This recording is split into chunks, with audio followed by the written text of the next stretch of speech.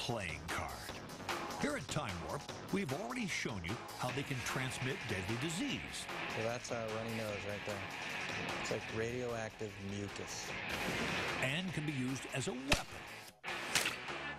But now, we introduce you to the fine art of cheating. No, a more modern mode of deception. And in true Time Warp fashion, we didn't just bring you one accomplished trickster, we brought you two. Dave and Dan. Or is that Dave and this is Dan? Anyway, the Buck Brothers. And their incredibly dexterous digits. What are you guys doing? Playing with cards. Playing? That's a slight understatement. These twin card sharks have taken shuffling and double dealing to the extreme. And they're going to show us how they do it. In terms of what we do, it's the hand is quicker than the eye, it's sleight of hand, we're just manipulating the playing cards. Okay, so even if we reveal, the tricks behind you guys' stuff, it's still going to take people Yeah, I mean, you guys will see the secrets of our tricks, but good luck going out and doing it, tomorrow for your friends, because it's taken us 12 years to master these techniques. We're going to start with some simple flourishes and then get into the more extreme ones. This is called the waterfall.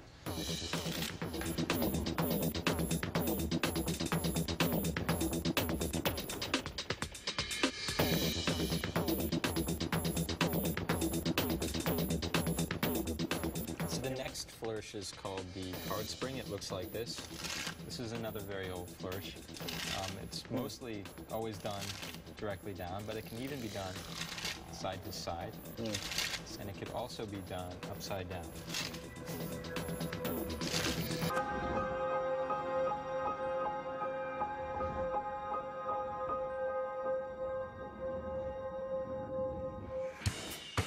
Okay, pop quiz.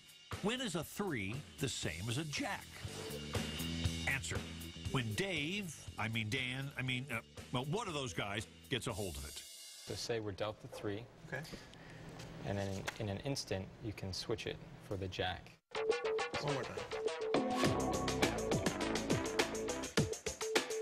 Is it magic? We think not. So, to the slow-mo.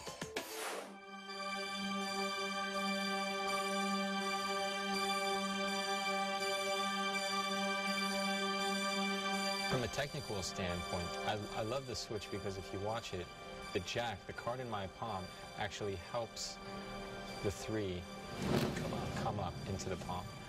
So it's very mechanical in the way it was designed. Watch again.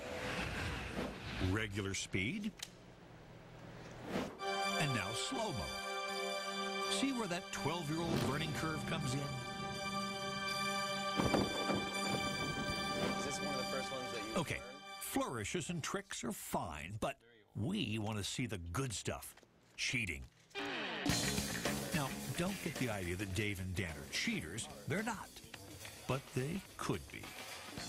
So let's deal from the bottom of the deck. I'm going to deal some hands of poker. So let's do 3. 1, 2, 3, or 4. 1, 2, 3, 4. 1, 2, 3, 4. And 5 hands to complete it. You need another card. Let's see how you did.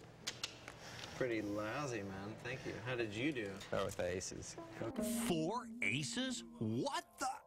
Hey, how could Dave be so lucky? Well, luck has nothing to do with it, as our slow-motion cameras will show. Before he dealt, Dave placed all the aces at the bottom of the deck. Then his 12 years of experience does the rest.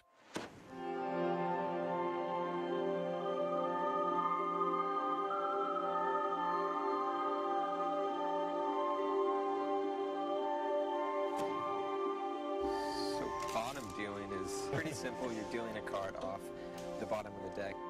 Fingers have to move out of the way in order to take the bottom card. That's just the only way to take it. But, through practice, there's a way to eliminate that movement. And if you notice, he's actually pushing out that ace with his fingers just slightly. He's buckling or bending the card. To allow some air between the bottom of the card So and it the slides deck. out easier? Yeah, less exactly. friction, it slides out easier. So not only are you priming it with a little bend to open up the cards on the bottom there, but you're also still pulling the top card a little forward with your thumb so it kind of covers up the action. Yeah. That's important because you want every deal to look the same. You want the bottom deal to look exactly like the top deal. That's how that works, and it's really cool to see this in slow motion. And the big difference between Magic and gambling, I mean, in Magic you have the misdirection. You can direct them elsewhere, where in this scenario, wherein you're at a table and people are, you know, with their eyes on you, that you can't have room for error. No room for error is right, because we know where that will lead. Why, you dirty double-crossing snake and rat? Speaking of frontier justice,